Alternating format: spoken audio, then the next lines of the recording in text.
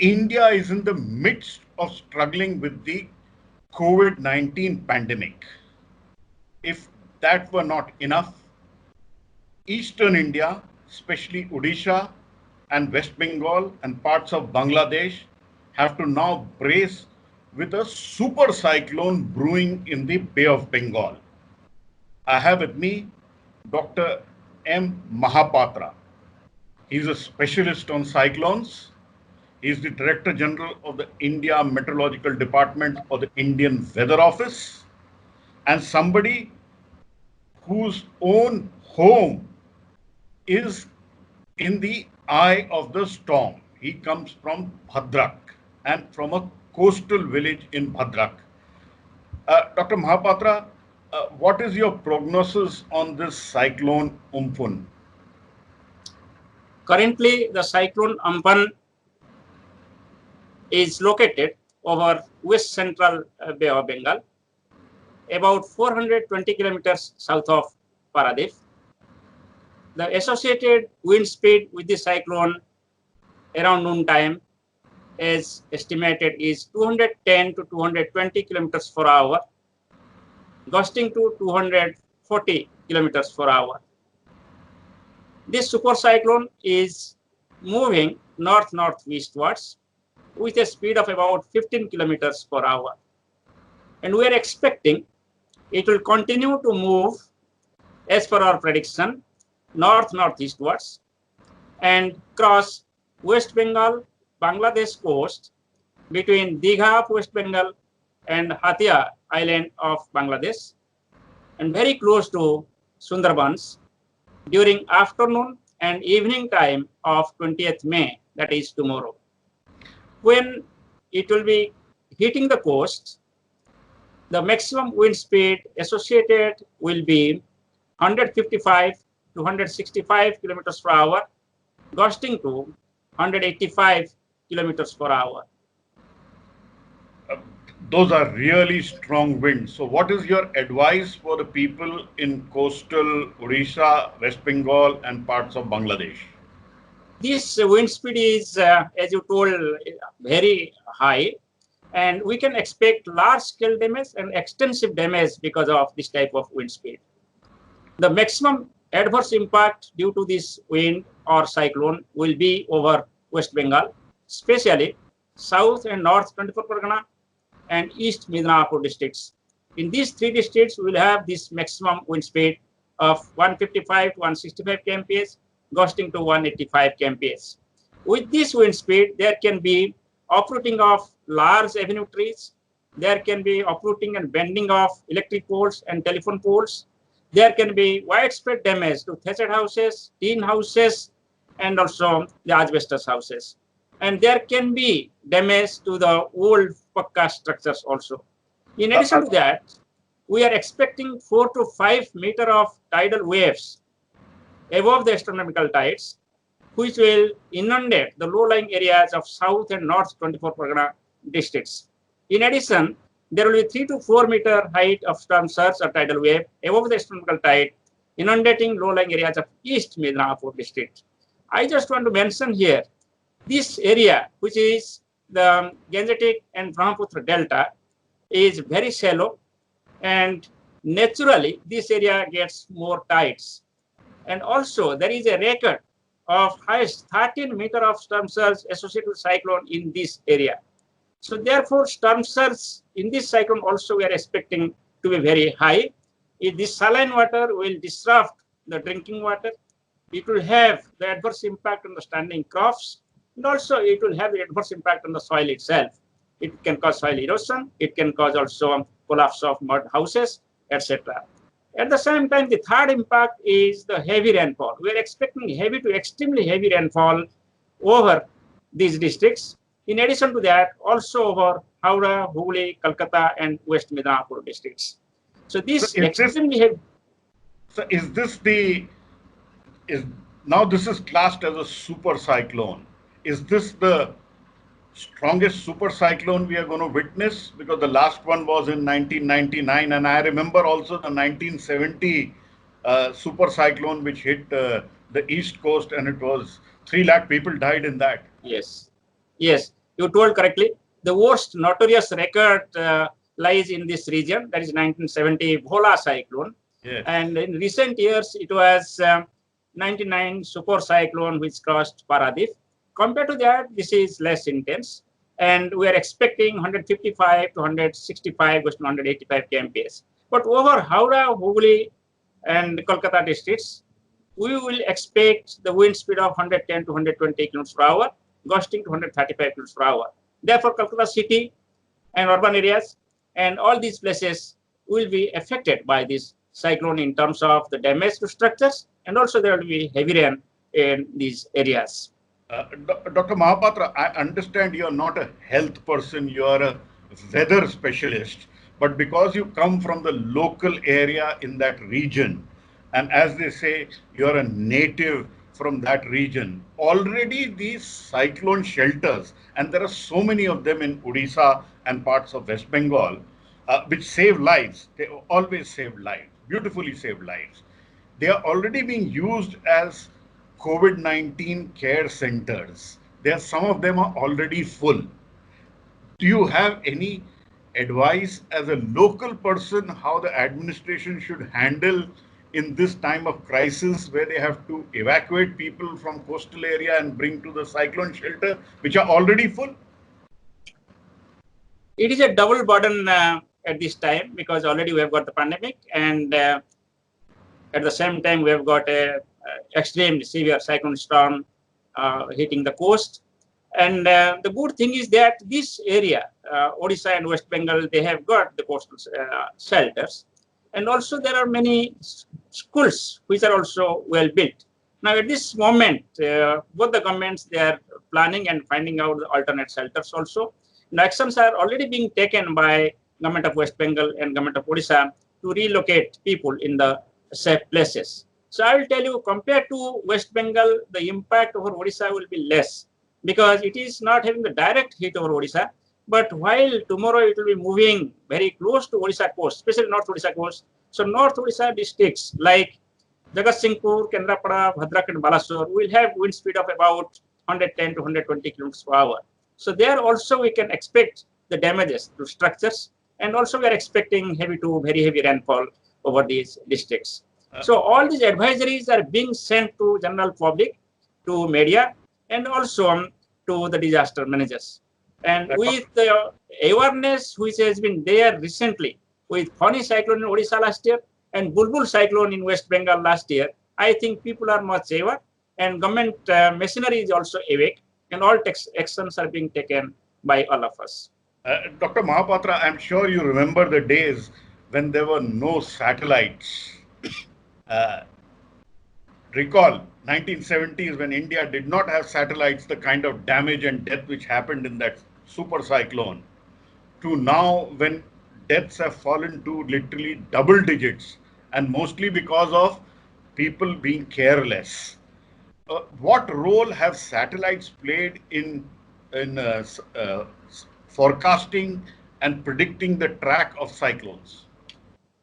Technology has been key intervention, and as we know, cyclone develops over the mid-sea areas where you don't have any direct observations except a few buoys which Government of India has installed. We have got 20 buoys. That is also very helpful to monitor. And we have got the Doppler radars near the coast, which can go up to 500 kilometers. For example, this cyclone is being monitored now by the Doppler radar Visakhapatnam from today itself. So that is possible. But therefore, satellite is the major tool to detect fast during genesis period. Once it comes to radar network, radar is preferred. So India is well prepared in recent years with all the tools and technologies because of the satellites and the Doppler radars. We came up with satellite in 1982 and 83. And in 1974, I will tell you, India came up with the radar. The first analog radar along the coast, covering entire east and west coast, was set up in 1974. And now, with this technological intervention, all these analog radars has been replaced by the Doppler radars. And this Doppler radar provides very accurate location and intensity of the tropical cyclones. In addition to that, they also provide the wind distribution within the cyclones. and also the rainfall estimates. So these informations are not only directly used by the forecasters, but also these informations are digitized and utilized in numerical models, which in turn improve the forecast. So all the tools, satellites, radars, buoys, ships, coastal observations are contributing significantly in the improvement of monitoring of these tropical cyclones. Increasingly, and I want your concurrence on a statement I'm making, increasingly, India is recognized as a global leader in forecasting cyclones and hurricanes. Hurricanes for the Western Hemisphere, in the Eastern Hemisphere, we call them cyclones. We are recognized as a global leader because we do it with great precision. Uh, do you concur with the statement which I've been hearing from many scientists? So it is a fact, what you told. Worldwide, it has been recognized that the forecast accuracy of the tropical cyclones by the regional specialized meteorological center for tropical cyclones in India Meteorological Department.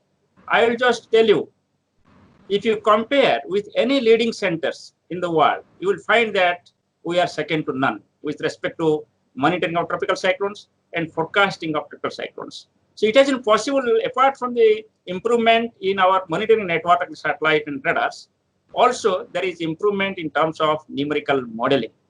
We have got about 10 numerical weather prediction models which are utilized on daily basis to estimate the track, intensity, and associated adverse weather due to the cyclones. One more point I just want to mention you. This improvement in tropical cyclone forecast has not only helped India, but also it has helped all the countries in Bay of Bengal and Arabian Sea region.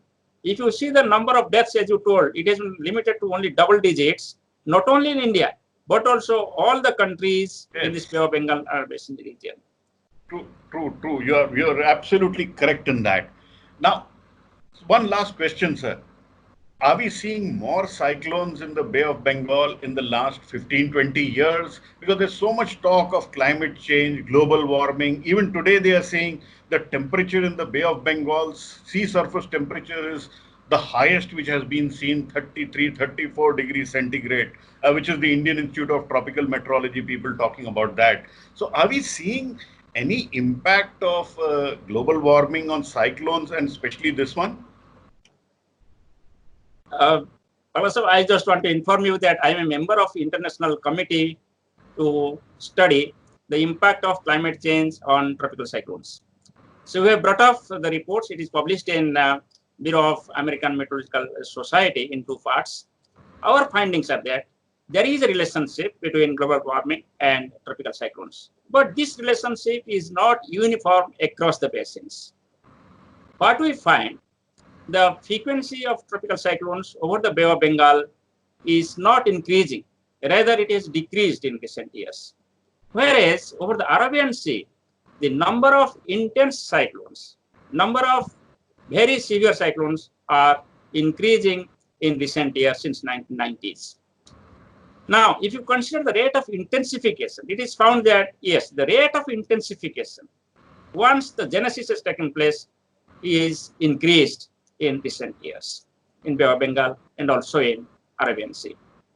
So if you look at the Pacific, the story is different. There, it is more intense cyclones developing. It is more frequent also. But in case of Bay of Bengal and Arabian Sea, if you compare, the structures are different, characteristics are different. And Arabian Sea has got some kind of stamp of the impact of the global warming. But Bay of Bengal, there is no such proof so far to attribute at the changes because the frequency is decreasing and also the number of intense cyclones in Bay of Bengal are not increasing over the years. With respect to sea surface temperature, as you told, normally during this part of the year, Bay of Bengal is warmer. You will be having the temperature of 32, 33 degrees Celsius.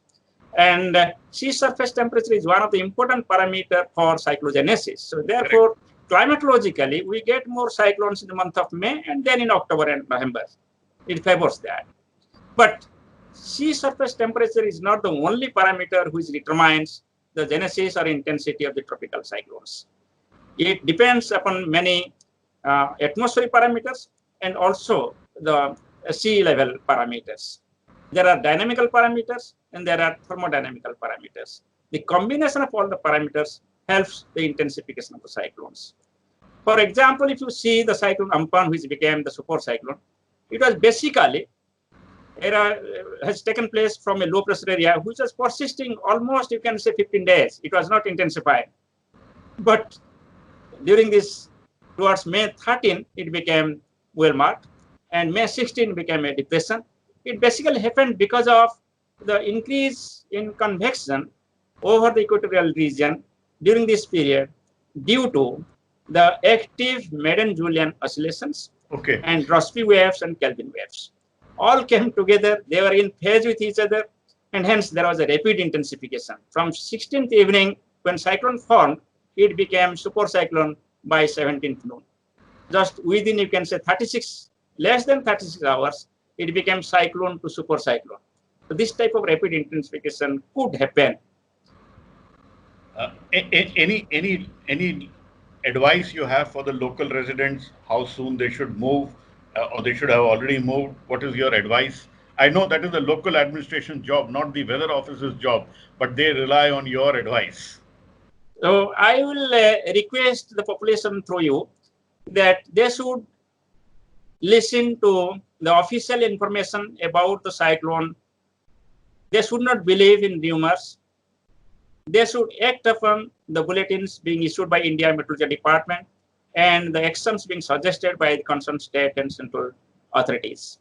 They should cooperate with the government authorities for evacuation and shifting to the safe places.